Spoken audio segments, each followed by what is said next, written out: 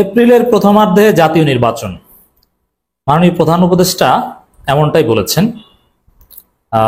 এটাই সেই কথিত রোড ম্যাপ। এর মানে বিএনপি যেটা ইনসিস্ট করে আসছিল, যেটা বারবার বলে আসছিল যে নির্বাচনের রোড ম্যাপ দেন, মানুষের সন্দেহ সংশয় দূর হোক।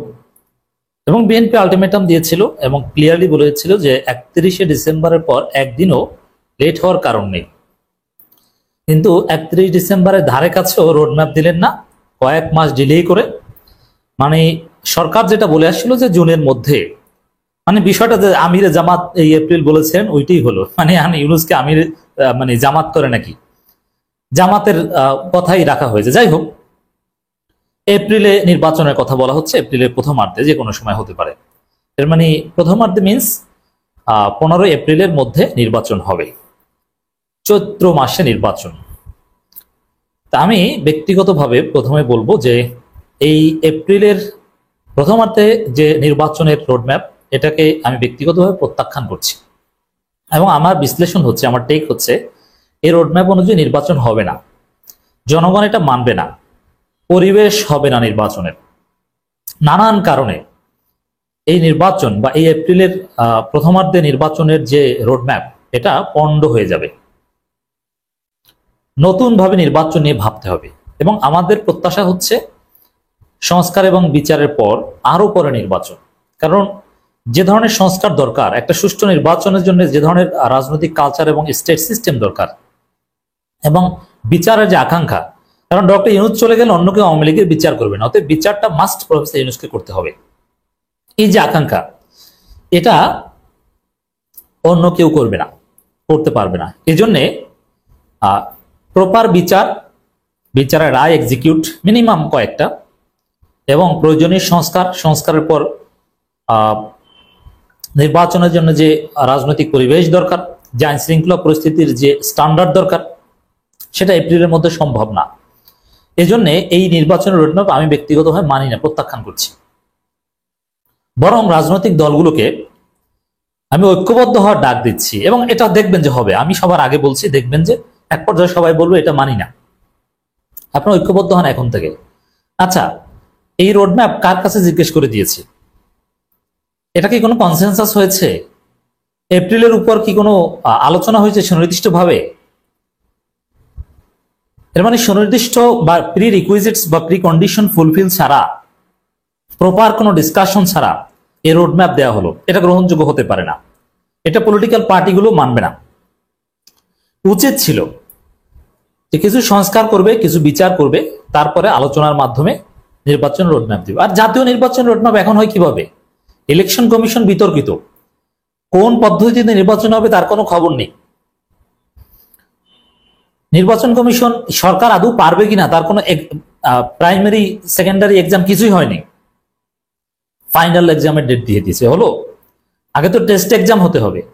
স্থানীয় সরকার নির্বাচন করুক এই সরকার এবং এই নির্বাচন কমিশন, এবং ছাত্র সংসদ নির্বাচন করুক, বিএনপি ছাত্রদল কি বিহেভ করে জাতি দেখুক, প্রশাসনকে আরো নিউট্রালাইজ করুক।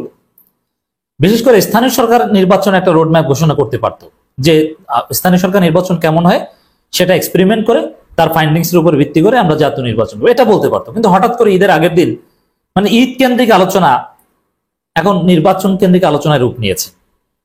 বিএনপি অবশ্য এতেও খুশি না, তারা হতাশা প্রকাশ করেছে যে জানুয়ারির মধ্যে হতে পারত। এখন একটা বিষয় স্পষ্ট হলো যে বিএনপির প্রত্যাশা পূরণ হলো না, কিন্তু আমাদের প্রত্যাশা পূরণ হলো। নির্বাচন আরো দেরিতে করতে হবে, এবং আমি বিশ্বাস করি এই সময়ের মধ্যে নির্বাচন সম্ভব হবে না। এখন অনেক কিছুর উপর নির্ভর করবে। সোজা হিসাব লিখে রাখেন, সেনাবাহিনীর সাথে বা সেনাপ্রধানের সাথে, যেহেতু সেনাপ্রধানের মেয়াদ 2027 সালের সম্ভবত 22 জুন পর্যন্ত আছে, বা 27 জুন পর্যন্ত, সম্ভবত 22 জুন। সেনাপ্রধানের সাথে সরকারের কম্প্রোমাইজ কিভাবে হয় বা আন্ডারস্ট্যান্ডিং হয় কিনা, এটার উপর নির্ভর করবে আদৌ নির্বাচন হবে কিনা। দেখবেন যদি ওয়াকারের সাথে ডক্টর ইউনূসের একটা কম্প্রোমাইজ হয়, তাহলে নির্বাচন তো হবেই না, বরং বিএনপির অনেকে গ্রেপ্তার হবে চাঁদাবাজির অভিযোগ, নানান অপকর্মের অভিযোগ, হত্যা মামলায়। কারণ 100 মানুষ হত্যা করেছে তারা। এই একদিন আগেও তারা গভীর রাতে এক জামাত নেতাকে রড দিয়ে পিটিয়ে হত্যা করেছে বিএনপি। তো এই পরিস্থিতিতে কোনো নির্বাচন হতে পারে না, এর কোনো নির্বাচনের পরিবেশ নাই। অতএব দর্শক, এপ্রিলে নির্বাচন এটা অযৌক্তিক, অবাস্তব, এটা হতে পারে না। এজন্যে আরো অনেক কিছুর উপর নির্ভর করবে। এটা পরিবর্তন হবে, নতুন রোডম্যাপ দিতে হবে। তার আগে স্থানীয় সরকার নির্বাচন, বিচার সংস্কার, এগুলোর রোডম্যাপ দেন। জুলাই সনদের কোনো খবর আছে? জুলাই সনদের আগে এই রোডম্যাপ, এটা হাস্যকর। জুলাই সনদ হতো অ্যাটলিস্ট, সেখানে একটা ঐক্যমতের ভিত্তিতে কিছু হতো, কিন্তু সেটাও তো হলো না। অতএব এটাকে আমি প্রত্যাখ্যান করছি, এবং সব রাজনৈতিক দল, আমি বিশ্বাস করি, আমি আগে বললাম, ধীরে ধীরে ধীরে ধীরে সবাই প্রত্যাখ্যান করবে। আপনি কি চান দর্শক? মন্তব্য করা জানাবেন। আপনি কি আরো দেরিতে সংস্কার, বিচার বা নির্বাচন চান কিনা? এত তাড়াতাড়ি নির্বাচন, এটা প্রিমেচিউর মনে করেন কিনা? এটা দেশে আর একটা সংকটের কারণ হতে পারে কিনা যদি এপ্রিলে নির্বাচন হয়? মন্তব্য করে জানাবেন। 2026 সালের এপ্রিল প্রথমার্ধে দেশে ত্রয়োদশ জাতীয় সংসদ নির্বাচন অনুষ্ঠিত হবে বলে জানিয়েছেন অন্তর্বর্তী সরকার প্রধান উপদেষ্টা অধ্যাপক ডক্টর মোহাম্মদ ইউনূস। কোনো প্রথম সাময়িক, দ্বিতীয় সাময়িক, মিড টার্ম, ক্লাস্টার ছাড়া ফাইনাল, এই নির্বাচন কমিশন সরকার আমাদের কাছে কোনো পরীক্ষা দিয়েছে না? নির্বাচন নামে আর একটা ফাজলাম হতে যাচ্ছে। আপনি কি মনে করেন যে আর একটা ফাজলামি কি জাতি মেনে নিবে? কখনো না। আগে সক্ষমতার পরীক্ষা দিতে হবে স্থানীয় সরকার নির্বাচনের মাধ্যমে। জাতির উদ্দেশ্যে দেওয়া এক ভাষণে নির্বাচনের দিনক্ষণ স্পষ্ট করেন তিনি। মাননীয় প্রধান উপদেষ্টা ভাষণ আরো নানান দিক থেকে বিশ্লেষণের দাবি রাখে, আমরা বিশ্লেষণ করব। প্রথমে শুধু নির্বাচনের তারিখটা বিশ্লেষণ করছি।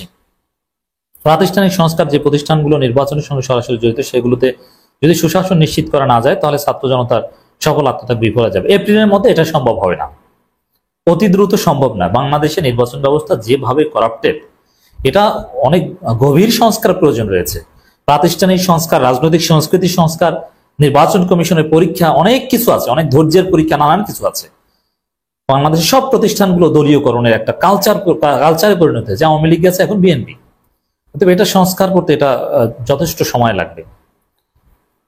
পুলিশ সংস্কার করতে হবে, অবৈধ অস্ত্র, কালো টাকা, এগুলো আগে সরাতে হবে। প্রয়োজনে জরুরি অবস্থা জারি করতে হবে সরকারকে, আমি দেখতে পাচ্ছি স্পষ্ট।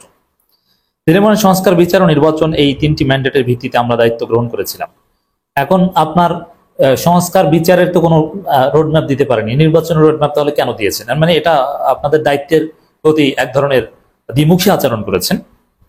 সে বিবেচনায় আগামী রোজার ঈদের মধ্যে সংস্কার ও বিচারের বিষয়ে আমরা একটি গ্রহণযোগ্য জায়গায় পৌঁছতে পারবো বলে, এটা একটা কোনো রোডম্যাপ হলো না। বিশেষ করে মানবতাবিরোধী অপরাধের বিচার, যা কিনা জুলাই গণঅভ্যুত্থানের শহীদদের প্রতি আমাদের সম্মিলিত দায়, সে বিষয়ে আমরা দৃশ্যমান অগ্রগতি দেখাতে পারবো। এতে আমাদের উপর অর্পিত দায়িত্ব ন্যূনতম হলেও বাস্তবায়ন করা যেতে পারে বলে উল্লেখ করেন, ইত্যাদি ইত্যাদি। প্রধান উপদেষ্টা বলেন, আগামী জাতীয় নির্বাচন কখন হবে সে বিষয়ে সিদ্ধান্ত গ্রহণের জন্য রাজনৈতিক দল ও জনগণের জন্য বিপুল আগ্রহ রয়েছে। আমি বারবার বলছি, নির্বাচন ডিসেম্বর থেকে আগামী জুনের মধ্যে হবে।